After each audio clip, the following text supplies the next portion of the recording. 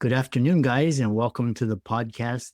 I've got a very special guest for you today, Nicholas, coming out of Oslo, Norway, and he's a marketing and brand specialist. And he's he's educated, he's worked all over the world, very internationally, in Asia, Europe. And I'm really happy to have him and to share his viewpoints and add some value to the listeners. Nicholas, welcome. Yeah, I'm super excited to join you in Texas, even though it's only virtually. Yeah, I love this post-COVID world. We can connect anywhere. Yeah, start off by introducing yourself, and we'll jump right into the conversation. Yeah, thanks for that, Christopher. I'm South African, as some of you might have noticed. I taught Elon Musk all he knows, basically. No, that's so. I grew up in South Africa, did my studies in the UK, came back to South Africa, and was one of the first South African graduates to move up to Nigeria to work in Africa, as we call it, because in South Africa is not really Africa. The rest of Africa is Africa.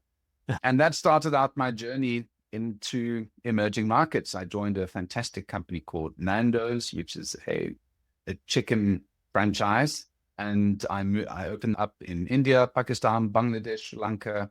And so I know a lot about chickens. You can ask me about chickens, and specifically flame grilled hairy-prairie chicken. I then, because I was one of the few folks that had experience up in Africa, I joined Interbrand, which is the world's largest brand agency, and started working on some of the most amazing brands and built up brands across Africa. This was a time when Africa was opening up to the world and everyone was saying Africa's the next big thing. It's been very disappointing that it's gone a little bit downhill since then. But anyway, that's when I pivoted a little bit to Southeast Asia and Asia, which was the next big thing. I was head of marketing for NTV and Comedy Central in Africa. So I launched Comedy Central. That was one of the highlights. I can do a little tick there. I've done voiceovers for Comedy Central and a whole bunch of interesting programs. I then decided to start my own business called Wunderbrand because I wanted to build emerging market brands at big branding and marketing organizations. They typically only have big clients who can afford to pay for those big shiny buildings and expensive business lunches. So I started Wunderbrand because I wanted to help emerging market brands around emerging markets, so Asia and Africa, to compete with the big boys, so that it's not just Unilever and Coca-Cola and Procter & Gamble eating all their lunch. So that was 13 years ago. I can't believe it. So I've done everything from branding, creating new royal crests for chiefs. I've branded some of the biggest banks in Africa. I've branded airlines. And yeah, had some big, awesome ups with the business and then some tremendous downs, which I'm still recovering from.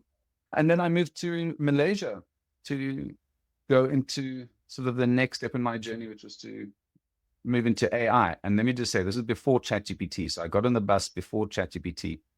But I started with a fantastic founder in Malaysia, Mr. Kumaran Singaram of Cloud IoT. We set up a new data science-driven business, which was fantastic. And then COVID hit, and luckily we were a data science business, all based online, so that was quite good. Then I decided Malaysia's too hot, so I moved to Norway, where I now lecture in digital marketing at Noroth University. And yeah, have Wunderbrand and my podcast, From Startup to Wunderbrand. And that keeps me busy with my 2 kids and my marvelous wife. Yeah, a really, really fascinating and a really great international story. And we'll dive right in. And so one thing that really stood out to me during your introduction was just across cultures, and how does branding change, or is it what adaptations or nuances? Is it all the same, just variations on a theme? How do you approach branding in different cultures? It absolutely is important to understand local cultures. I'll give you one example that we were given when I was at university. There was a big American brand, and there's a drinks brand called Mellow Yellow, which had a yellow, it was all yellow. And this is during apartheid times in South Africa, they were going to launch this new product in the townships, which is like the equivalent of favelas and so on. and they painted all of these buildings yellow, and they had these yellow cars, which they were going to, which they covered completely, and were going to sell this product through the townships. Unbeknownst to them, the security police and the police in South Africa had completely yellow motor cars. So as soon as these yellow cars came down the road, they chased away their customers versus getting their customers to them. So these are things where you've got to understand the local nuances. It also comes into not just the name. So for example, there are a couple of German products I'm sure you've seen. There's a UK or American brand called Mist, M-I-S-T, which is going to launch in Germany. And Mist in German means crap, basically, or manure. So that didn't go down. So that's just from a naming perspective. And all of you have heard about Pinto and Pajero or Pajero, the car, which is a rude word in Spain and South America. So that's just on the naming side. If you don't, the last one I've got to say, and I'm sure, Christopher, you've heard this one, there's Bite the Wax Tadpole. Do you know what brand that is? By the Wax Tadpole, is it American brand or is it European? It is an American brand. It is an American brand. Let's just put it this way. When they moved to China, they transliterated the name into Bite the Wax Tadpole. Coca-Cola. Coca-Cola. They pronounce it differently, but that means Coca-Cola. They just found the characters that sounded like Coca-Cola, and it is Bite the Wax Tadpole. Those are simple examples that are easy to avoid. But when brands go into new countries, sometimes the product has to be adjusted. So if I take Nando's, which is a fantastic flame grilled prairie chicken brand, when they move into new countries, for example, Malaysia, they added rice onto the menu because fries aren't very big in those countries and potatoes are expensive, etc. And rice, it's not mee goreng, but the other one, nasi goreng, and rice is a huge staple in those countries. So they had to add the sides that were more suitable to the local tastes, and they had to add an extra hot of their curry as well, not just a regular heat. So there are things like that. I can give countless examples of how one needs to really understand the country that you're going to and see how your product is going to work in those countries. And another nice example, obviously, is Kit Kat. And I'm sure everyone knows that marvelous green tea Kit Kat that the Japanese came out with. And the Americans never would have had a green tea version. Yeah. Yeah. I really love the humor and just and they were talking about, I was reading this book on just the top brands, and it's always had this play on words like Coca-Cola or like Starbucks. But talk about just challenges in advertising and brand strategy in developing regions. So I've been working in emerging markets for the last 20 years, and there's been a heck of a lot of change in those markets. When I first got to Nigeria, when I got to the airport, I had a fax of the person was going to collect me. Difficult in Nigeria. And because there were no mobile phones, the technology was slightly less advanced in those countries from a cost perspective. Fast forward 10 years and almost everybody had a mobile phone. And there was a whole new industry of people selling mobile phone recharge cards that upended and opened up a whole bunch of opportunities for women in particular to make an income by selling these mobile phone cards. From an advertising perspective, one of the advantages that emerging markets have over traditional markets is that their legacy media wasn't fantastic. So television, radio, newspapers, etc. So they were able to leapfrog directly into digital SMS, which is your text messages, using mobile ads, using things like that. So what happened is that because there were these brand new opportunities to reach millions of new customers, mobile just exploded across emerging markets. And this is in Asia, India, and Africa. Probably the penetration of mobile was quicker in those countries than it was in developed markets. When it comes to some difficulties, the technology that we have in the West is superior in some senses to what they had in these emerging markets that I was in. So It's very easy for you to go and rent a camera or rent lights and rent a studio. Those things weren't possible very often in these countries. So the price was much more expensive. We made a fortune in these countries in the early days because there was nothing. There was no infrastructure. They'd import almost everything. I remember bringing in envelopes and business cards and things like that, that the print quality in those countries was so terrible or not available at all that you made a fortune importing this stuff. And the delivery of these things was almost as expensive as the actual products themselves.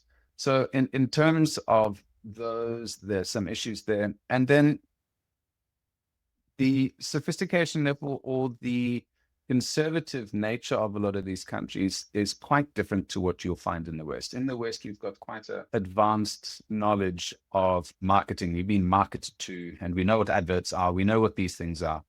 We almost had to start from scratch to say that if you win if there's a competition, you're not guaranteed to win. For example, these are simple things that we understand after years and years of having competitions and sweepstakes and that. So you have to really spell these things out really clearly so that the consumers aren't being screwed. And a lot of people obviously didn't do that. So the sophistication level there, one needs to be quite aware of that. And yeah, let's see if I can think of another nice example there. Yes, I'll take Nigeria, for example. I suppose it's similar to the States where you've got Democrat versus Republican. Just keep that in mind. So the south of Nigeria, you've got a majority Christian country. The north is majority Muslim. So when you're doing an advert, you cannot show somebody in a bikini. You can't show a woman with their shoulders showing and nothing on their head, for example. So we had to be aware of this as Western folks coming into these countries, creating adverts, so that you didn't create a riot or didn't drop sales of something because we showed somebody in a bikini or their ankle showing. So those are little subtle things that you had to keep in mind when working in these countries, which was a big shift for me. Yeah. The other question I have for you is marketing and branding and advertising. How is it different because it sounds particularly like the West, it's very capitalist and it's capitalist in kind of other locales like Asia or Europe and South Africa. How does it compare? Is it same? Are there certain things you have to keep in mind, or is profit the motive? Like marketing and branding is to get you to buy their products, or is there a green component or a social component to the marketing and advertising? Businesses are the same around the world. They are not there as charitable organizations. They are there to make cash money. So let's just keep that in mind. But you touch on an important point there, which is the way one communicates to these markets. In certain markets, it's about me. In other markets, it's more about community, what my family will think. And this comes from market research and understanding the local culture. So places like Tanzania are slightly more community-based. So you're not going to say, look at you being so fancy. It's like, this is going to make your society better, make your family proud of you.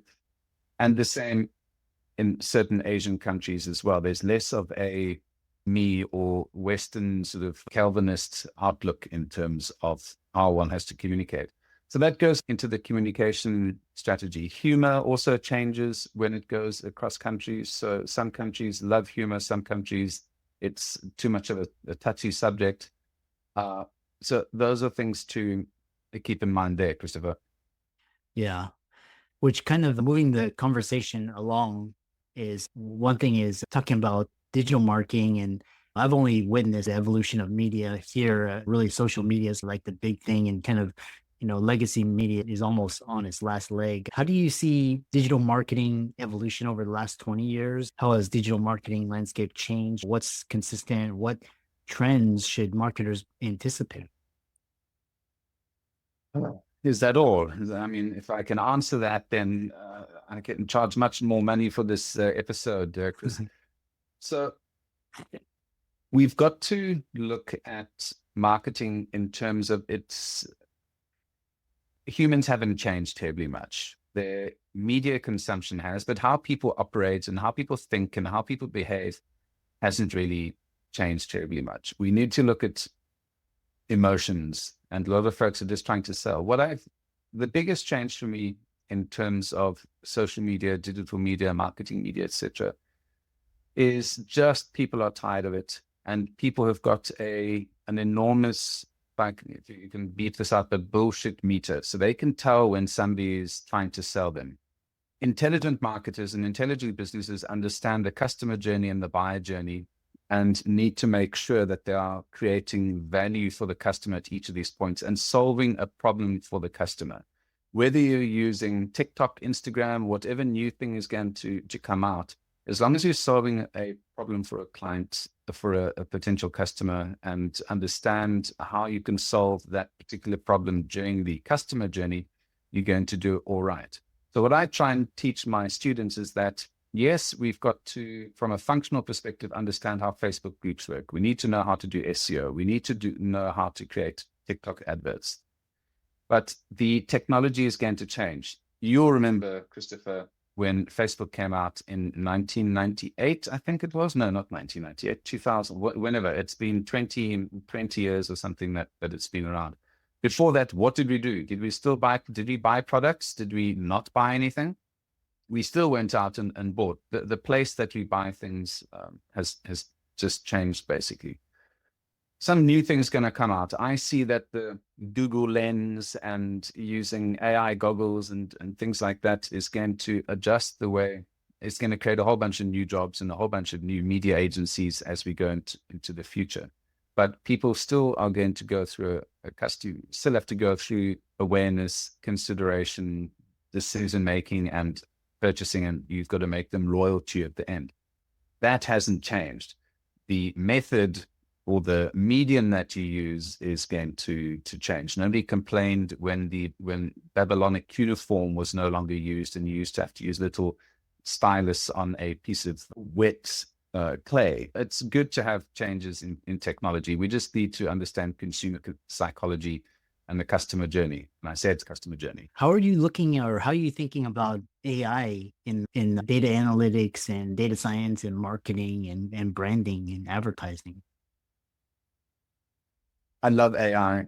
So as I mentioned, I started a data science company. So I was in this during the time where ChatGPT was in the background. So I probably was in the first few that got access to ChatGPT when it came out. And it completely screwed up years of work and a whole bunch of other companies. What's happened in the marketing industry and the business industry as a whole is that, let's just take it like this. I'm sure you use spreadsheets and you had a notepad and you had data sitting around you on your desk and perhaps in a cabinet somewhere, and your mother and your sister had some bits of information. To get that, where's that business card? Where's that piece of information? Used to be a pain in the butt in the past. You'd put it to slid down the back of your cabinet, and that was a valuable piece of information. Now what you've got is people have structured their information much better. So now you can get those contact details in 5 different cloud devices. Your data is nicely structured. It is in ones and zeros, and you can do something with it, which is the fantastic thing about it.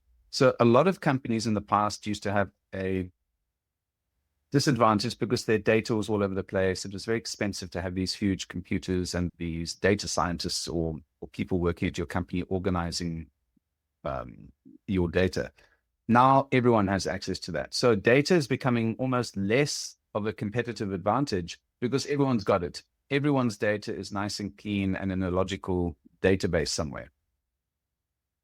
I came up with a concept called creative data science, which is a layer on top of data science. So what this means is that, okay, everyone, all these companies, Unilever, Kimberly-Clark, Procter & Gamble, you name it, all have tons of great information, but so does everyone else. And what creative data science is, okay, we've got this data. Everyone has got access to similar types of data. How can we be creative with this? We need creative thinkers to say, okay, we've got this data. We've got to look at it and use it in new ways. So that for me is why, and I think the chap who started, just the chip maker, not Intel, the other one, AMD, anyway, NVIDIA. So he was saying, we don't need any more data scientists. We don't need more people learning code. We need people who are creative and can think, what are we going to do with the stuff that we've got? So Having data is great. It just means that all of the things that were lying around are less cluttered. But now we've got tons of it. What are we going to do with it? Is it clean? How are we going to use this? How can we combine our data with other companies' data?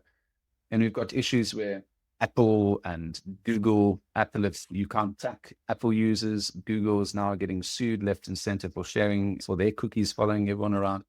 So the kind of data we were able to get in the past is not as fresh or as easily available in the future, which means you've got to find new ways of getting data.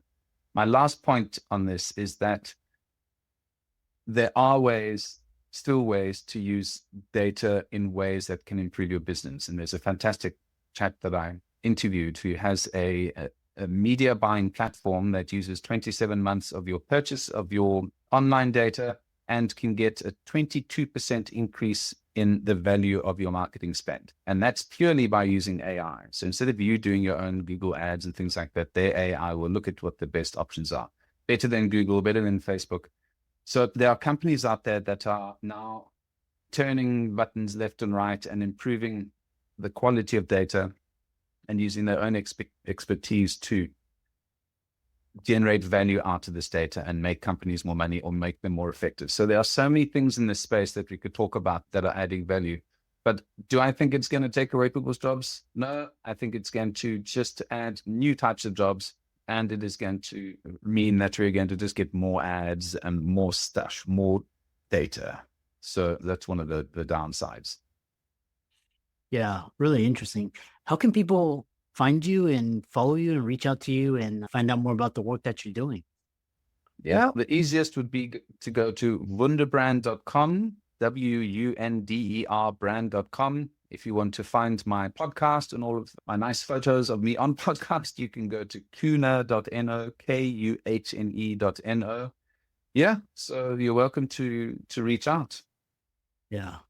Yeah, really love that, and keep up the great work, and all of Nicholas's resources will be in the show notes. And thanks so much for coming on. You're welcome.